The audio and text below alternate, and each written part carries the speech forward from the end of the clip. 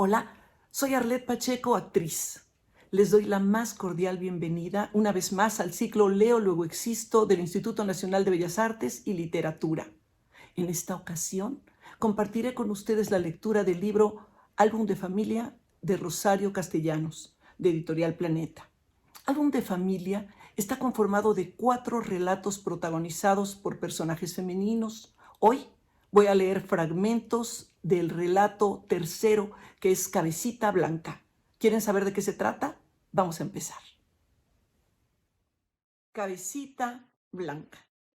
La señora Justina miraba como hipnotizada el retrato de ese postre con merengue y fresas que ilustraba a todo color la receta que daba la revista.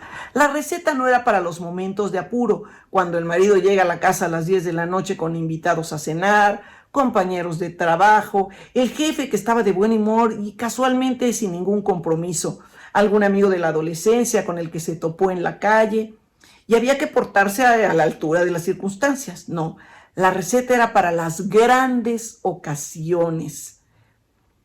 La invitación formal al jefe al que se pensaba pedir un aumento de sueldo o de categoría, la puntilla al prestigio culinario y legendario de la suegra, la batalla de la reconquista de un esposo que empieza a descarriarse y quiere probar su fuerza de seducción en la jovencita que podría ser compañera de estudios de su hija. «Hola, mamá, ya llegué». La señora Justina apartó la mirada de aquel espejismo que ayudaba a fabricar su hambre de diabética sujeta a régimen y examinó con detenimiento y la consabida decepción a su hija Lupe.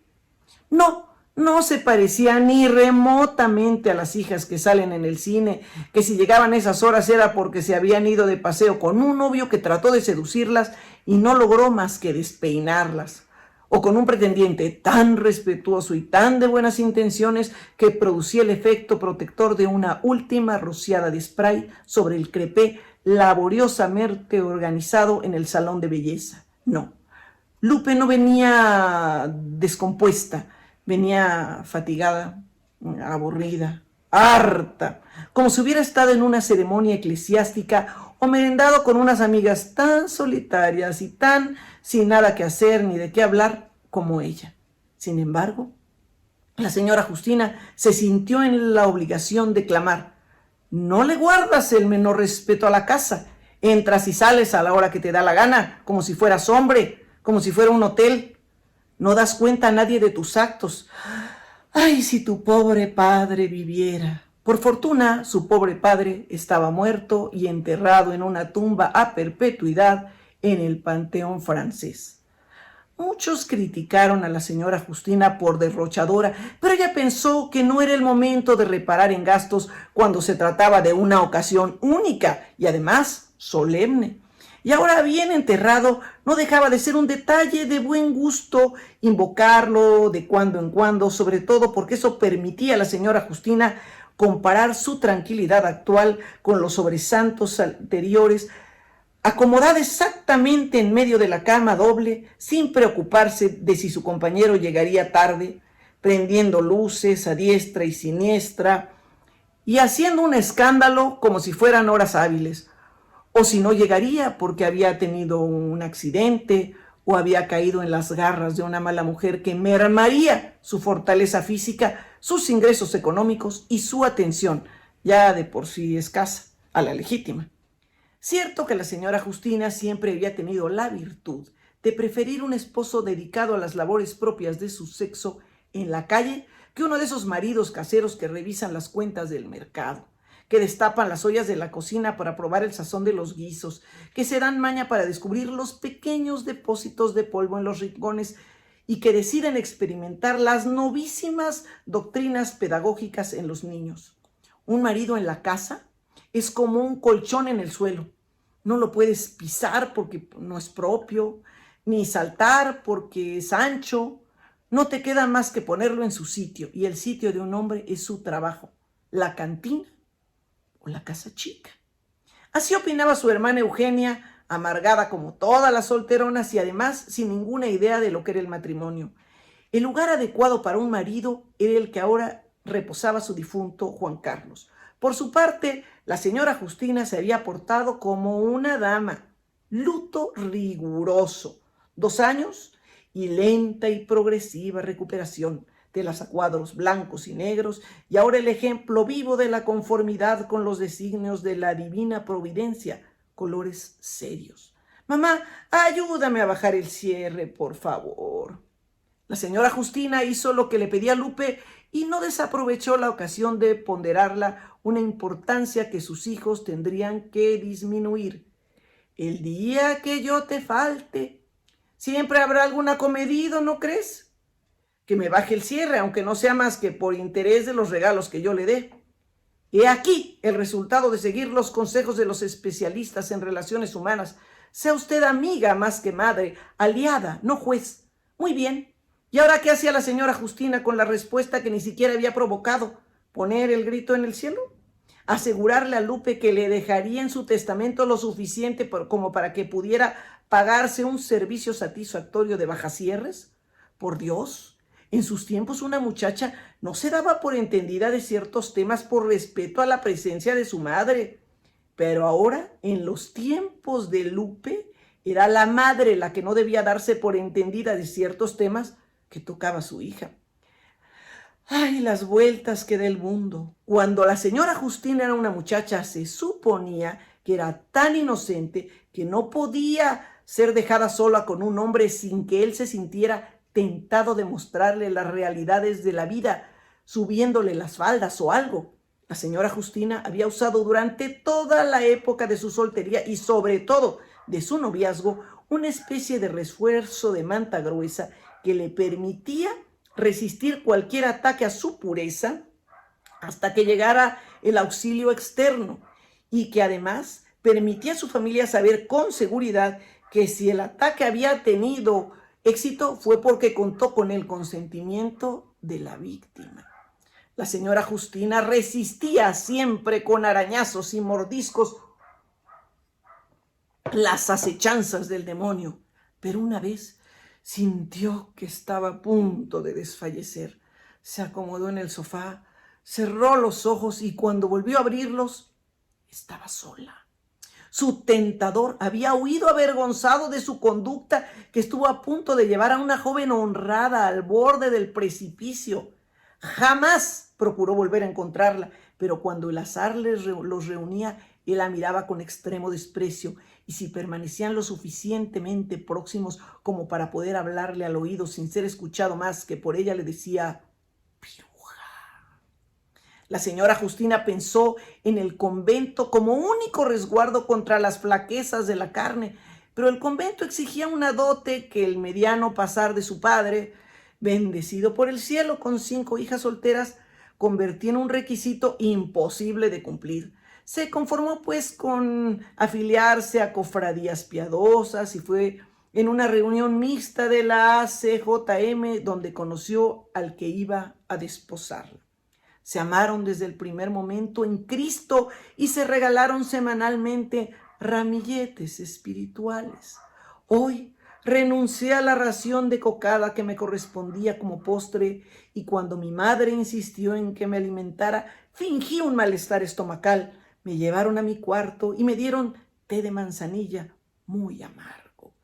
Ay, más amarga era la hiel que empaparon la esponja que se acercó a los labios de nuestro Señor cuando crucificado se quejaba de tener sed. La señora Justina se sentía humilladísima por los alcances de Juan Carlos. Lo de la cocada a cualquiera se le ocurría, pero lo de la esponja. Se puso a repasar el catecismo, pero nunca atinó a establecer ningún nexo entre los misterios de la fe o los pasos de la historia divina y los acontecimientos cotidianos, lo que le sirvió a fin de cuentas, por aquel concepto evangélico de que los que se humillen serán ensalzados, para comprobar que los caminos de la providencia son inescrutables. Gracias a su falta de imaginación, a su imposibilidad de competir con Juan Carlos cayó redondo a sus pies. Dijera lo que dijera, provocaba siempre un ¡ah!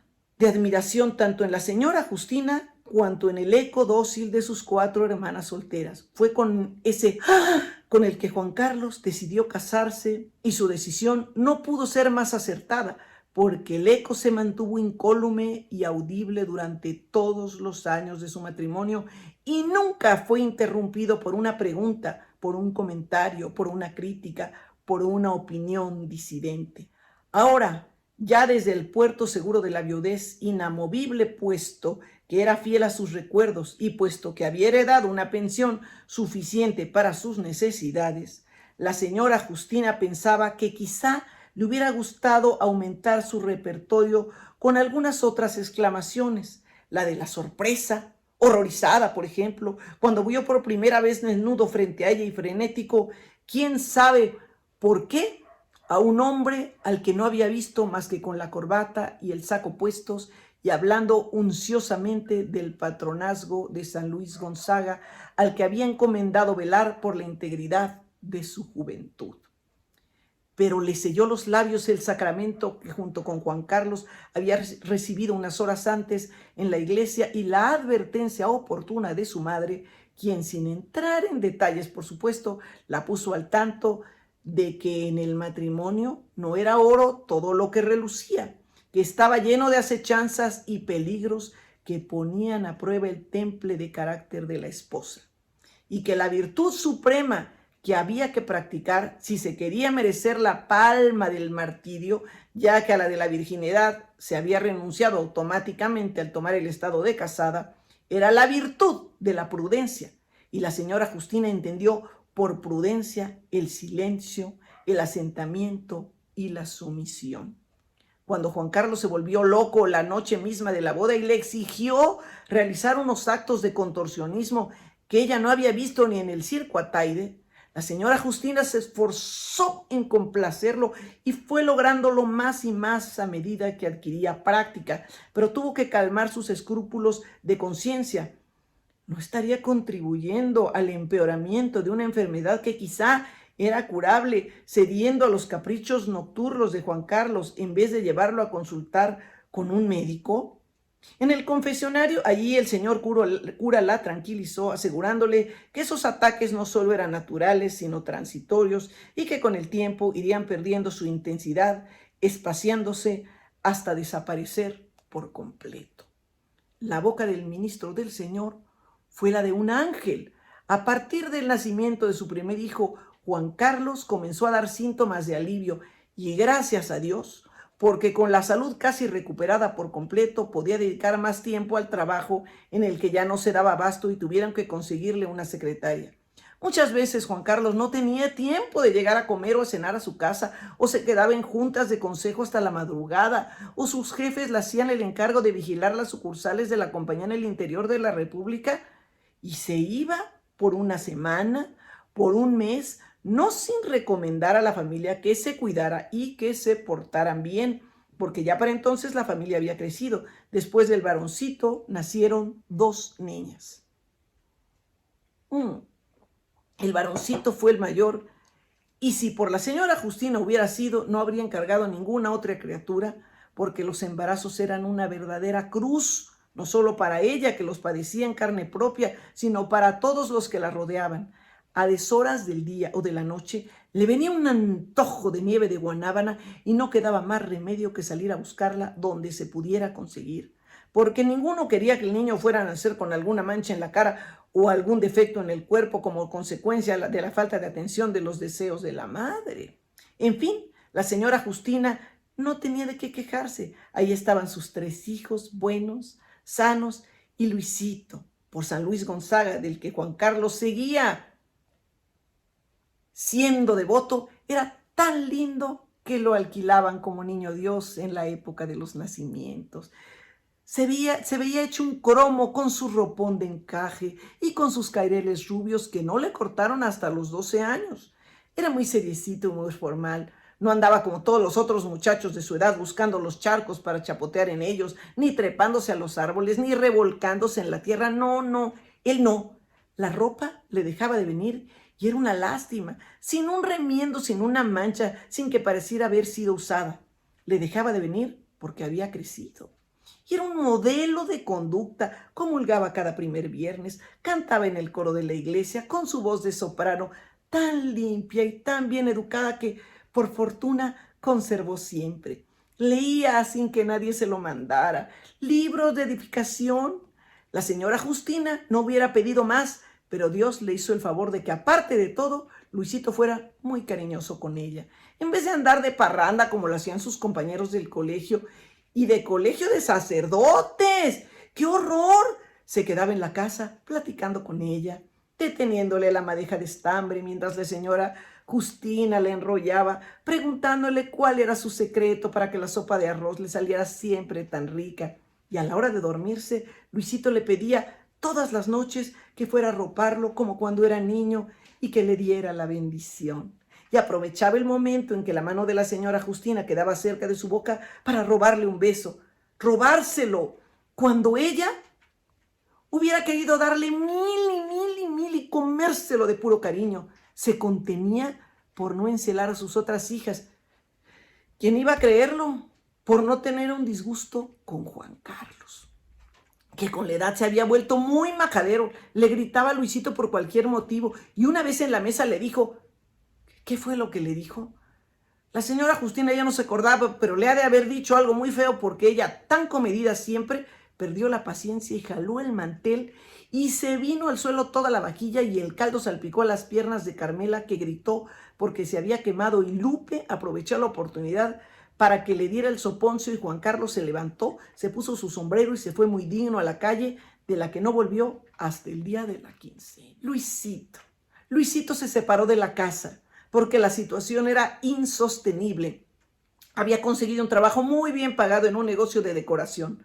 Lo del trabajo debía de haberle tapado la boca a su padre. No, pero qué esperanza. Seguía diciendo barbaridades hasta que Luisito optó por venir a visitar a la señora Justina a las horas en que estaba seguro de no encontrarse con el energúmeno de su papá.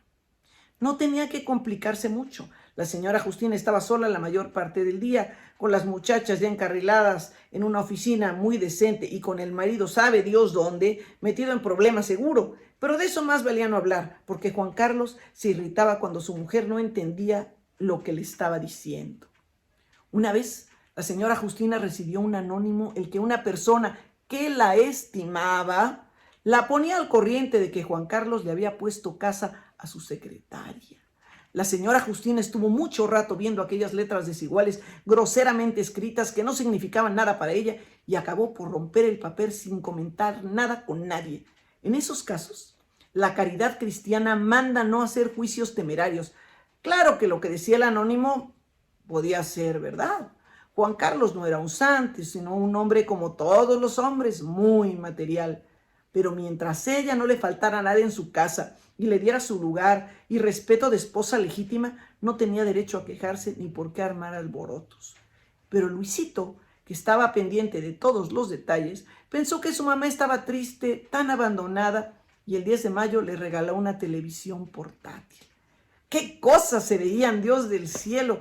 Realmente los que escriben las comedias ya no saben ni qué inventar. Unas familias desavenidas en las que cada quien jala por su lado y los hijos hacen lo que se les pega la gana sin que los padres se enteren. Unos maridos que engañan a las esposas y unas esposas que no eran más tontas porque no eran más grandes, encerradas en sus casas, creyendo todavía lo que les enseñaron cuando eran chiquitas, que la luna era de queso. Válgame, ¿y si esas historias sucedieran en la realidad? ¿Y si Luisito fuera encontrándose con una mañosa que lo enredara y lo obligara a casarse con ella? La señora Justina no descansó hasta que su hijo no le prometió formalmente que nunca se casaría sin su consentimiento. Además, ¿por qué se preocupaba? Ni siquiera tenía novia, no le hacía ninguna falta, decía, abrazándola mientras tuviera con él a su mamacita. Pero había que pensar en el mañana. La señora Justina no le iba a durar siempre. Y aunque le durara, no estaba bien que Luisito viviera como un gitano. Para desengañarla, Luisito la llevó a conocer su departamento. ¡Qué precioso lo había arreglado! No en balde era decorador. Y en cuanto a servicio, había conseguido un mozo, Manolo, porque las criadas son muy inútiles, muy sucias, y todas las mujeres, salvo la señora Justina, su mamá, muy malas cocineras. Manolo parecía servicial, le ofreció té, le arregló los cojines del sillón en que la señora Justina iba a sentarse, le quitó de encima al gato que se empeñaba en sobarse contra sus piernas y además Manolo era agradable, bien parecido, bien presentado. Menos mal, se había sacado la lotería con Luisito porque lo trataba con tantos miramientos como si fuera su igual. Le permitía comer en la mesa y dormir en el couch de la sala, porque el cuarto de la azotea, que era el que le hubiera correspondido, tenía muy buena luz y se usaba como estudio. La única espina era que Luisito y Juan Carlos no se hubieran reconciliado. No iba a ceder el rigor del padre ni el orgullo del hijo, sino ante la coyuntura de la última enfermedad. La de Juan Carlos fue larga y puso a prueba la ciencia de los médicos y la paciencia de los deudos. La señora Justina se esmeraba en cuidar a su marido, que nunca tuvo buen temple para los achaques y que ahora no soportaba sus dolores y molestias sin desahogarse sobre su esposa, encontrando torpes e inoportunas sus sugerencias, insuficientes sus desvelos, inútiles sus preocupaciones. Solo ponía buena cara a las visitas, las de sus compañeros de trabajo, que empezaron siendo frecuentes y acabaron como las apariciones del cometa. La única constante fue la secretaria. Pobrecita, tan vieja ya, tan canosa, tan acabada. ¿Cómo era posible que alguien se hubiera cebado en su fama calumniándola? Si traía siempre algún agrado, revistas, frutas que Juan Carlos alababa con tanta insistencia que sus hijas salían disgustadas del cuarto. Muchachas díscolas. En cambio, Luisito guardaba la compostura, como bien educado que era y por delicadeza, porque no sabía cómo iba a ser recibido por su padre. La primera vez que quiso hacerle un regalo, no se lo entregó personalmente, sino que encargó a Manolo que lo hiciera. Fue así como Manolo entró por primera vez en la casa de la señora Justina y supo hacerse indispensable para todos, al grado de que ya a ninguno le importaba que viniera acompañando a Luisito o solo. Sabía poner inyecciones, preparaba platillos de sorpresa después del último programa de televisión y acompañaba a la secretaria de regreso a su casa, que por fortuna no quedaba muy lejos, unas 2 o 3 cuadras, y se llegaba fácilmente a pie. En el velorio de Juan Carlos más parecía Manolo un familiar que un criado, y nadie tomó a mal que recibiera el pésame vestido con un traje de casimir negro que Luisito le compró especialmente para esa ocasión. Tiempos felices. A duras penas se prolongaron durante el novenario, pero después la casa volvió a quedar como vacía. La secretaria se fue a vivir a Guanajuato. A las muchachas no les alcanzaba el tiempo repartido entre el trabajo y las diversiones. El único que, por más ocupado que estuviera, siempre se hacía un lugar para darle un beso a su cabecita blanca, como la llamaba cariñosamente, era Luisito. Y Manolo caía de cuando en cuando con un ramo de flores, más que para halagar a la señora Justina, eso no se le escapaba a ella ni que fuera tonta, para lucir algún anillo de piedra muy vistosa, un pisacorbata de oro, un par de mancuernas, tampayo que decía a gritos que su dueño nunca antes había tenido dinero y que no sabía cómo gastarlo. Las muchachas se burlaban de él diciéndole que no fuera malo, que no les hiciera la competencia y anunciándole que si alguna vez conseguían novio, no iban a presentárselo para no correr el riesgo de que las plantara y se fuera con su rival. Manolo se reía haciendo unos visajes muy chistosos, y cuando Carmela la mayor le comunicó a su familia que iba a casarse con un compañero de trabajo y organizaron una fiestecita para formalizar las relaciones, Manolo se comprometió a ayudar en la cocina y a servir la mesa. Así se hizo, pero Carmela se olvidó de Manolo a la hora de las presentaciones, y Manolo entraba y salía de la sala donde todos estaban platicando como si él no existiera o como si fuera un criado. Cuando los invitados se despidieron, Manolo estaba llorando de sentimientos sobre la estufa salpicada de la grasa de los guisos. Entonces entró Carmela palmeteando de gusto porque le había ganado la apuesta.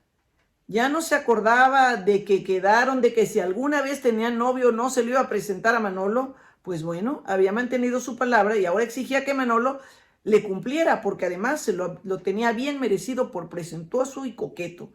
Manolo lloraba más fuerte y se fue dando un portazo, pero al día siguiente ya no estaba ahí. con una caja de chocolates para Carmela y dispuesto a entrar en la discusión de los detalles del traje de bodas y los adornos de la iglesia. Pobre Carmela, con cuánta ilusión hizo sus preparativos, y desde el día en que regresó de la luna de miel no tuvo sosiego. Un embarazo muy difícil, un parto prematuro a los 7 meses exactos, como que contribuyeron a alejar al marido, ya desobligado de por sí, que acabó por abandonarla y aceptar un empleo como agente viajero en el que nadie supo ya cómo localizarlo. Carmela se mantenía sola y le pedía a la señora Justina que la ayudara cuidando a los niños. Pero en cuanto estuvieron en edad de ir a la escuela, se fueron distanciando cada vez más y no se reunían más que en los cumpleaños de la señora Justina, en las fiestas de Navidad y en el Día de las Madres. A la señora Justina le molestaba que Carmela pareciera tan exagerada para arreglarse y para vestirse y que estuviera siempre tan nerviosa. Por más que gritaba, los niños no la obedecían. Y cuando ella los amenazaba con pegarles, ellos la amenazaban a su vez con contarle a su tío a qué hora se había llegado la noche anterior y con quién. La señora Justina no alcanzaba a entender por qué Carmela temía tanto a Luisito, pues en cuanto sus hijos decían mi tío, ella les permitía hacer lo que les daba la gana. Temer a Luisito, que era una dama, que ahora andaba de viaje por los Estados Unidos con Manolo, era absurdo. Pero cuando la señora Justina quiso comentarlo con Lupe, no tuvo como respuesta más que una carcajada. Lupe estaba histérica, como era natural, porque nunca se había casado, como si casarse fuera la vida perdurable. Pocas tenían la suerte de la señora Justina, que se encontró un hombre bueno y responsable. No se miraba en el espejo de su hermana, que andaba siempre a la cuarta pregunta. Lupe, en cambio, podía echarse encima todo lo que ganaba, ropa, perfumes, alhajas, podía gastar en paseos y viajes o en repartir limosna entre los necesitados. Cuando Lupe escuchó esta última frase, estalló en improperios. La necesitada era ella, ella que no tenía a nadie que la hubiera querido nunca. Le salían como espuma por la boca nombres entremezclados, historias sucias, quejas desaforadas. No se calmó hasta que Luisito, que regresó de muy mal humor de los Estados Unidos, donde se le había perdido Manolo, le plantó un par de bofetadas bien dadas. Lupe lloró y lloró hasta quedarse dormida. Después, como si se le hubiera olvidado todo, se quedó tranquila. Pasaba sus horas libres tejiendo y viendo la televisión. No se acostaba sin antes tomar una taza de té a la que le añadía el chorrito de una medicina muy buena. ¿Para qué? ¡Ay, qué cabeza! A la señora Justina se le confundía todo y no era como para asombrarse. Estaba vieja, enferma. Le habría gustado que la rodearan los nietos, los hijos, como en las estampas antiguas, pero eso era como una especie de sueño y la realidad era que nadie la visitaba y que Lupe, que vivía con ella, le avisaba muy seguido que no iba a comer o que se quedaba dormida en casa de una amiga. ¿Por qué Lupe no correspondía a las invitaciones haciendo que sus amigas vinieran a la casa? ¿Por no dar molestias? Pero si no era ninguna molestia, al contrario. Pero Lupe ya no escuchaba el parloteo de su madre, bajando deprisa los escalones, abriendo la puerta de la calle. Cuando Lupe se quedaba porque no tenía dónde ir, tampoco era posible platicar con ella. Respondía con monosílabos apenas audibles y si la señora Justina la acorralaba para que hablara, adoptaba un tono de tal insolencia que más valía no oírla. La señora Justina se quejaba con Luisito, que era su paño de lágrimas, esperanzada en que él la rescataría de aquel infierno y la llevaría a su departamento, ahora que Manolo ya no vivía ahí y no había sirviente que le durara. Ladrones unos, igualados otros, inconstantes todos, lo mataban a cóleras, pero Luisito no daba su brazo a torcer, ni decidiéndose a casarse, que ya era hora, ya se estaba pasando de tueste, ni volviendo a casa de su madre, que lo hubiera recibido con los brazos abiertos, ni pidiendo una ayuda que la señora Justina le hubiera dado con tanto gusto. Porque así como se había desentendido de Carmela y como estaba dispuesta a abandonar a Lupe, eran mujeres al fin y al cabo, podían arreglárselas solas. Así no podía sosegar pensando en Luisito, que no tenía quien lo atendiera como se merecía y que para no molestarla, porque con lo de la diabetes se cansaba muy fácilmente, ya ni siquiera la llevaba a su casa. En lo que yo no fallaba, eso sí, era en visitarla a diario, siempre con algún regalito, siempre con una sonrisa, no con esa cara de herrero mal pagado, con esa mirada de basilisco con el que Lupe se asomaba a la puerta de la recámara de la señora Justina para darle las buenas noches. Muchas gracias por acompañarnos. Espero que les haya gustado este fragmento y que se animen a seguir leyendo esta historia. Y si no conocían a Rosario Castellanos, los invito a que se adentren en las letras de esta escritora mexicana. Déjenos sus comentarios y espero verlos pronto en otra sesión de Leo, luego existo.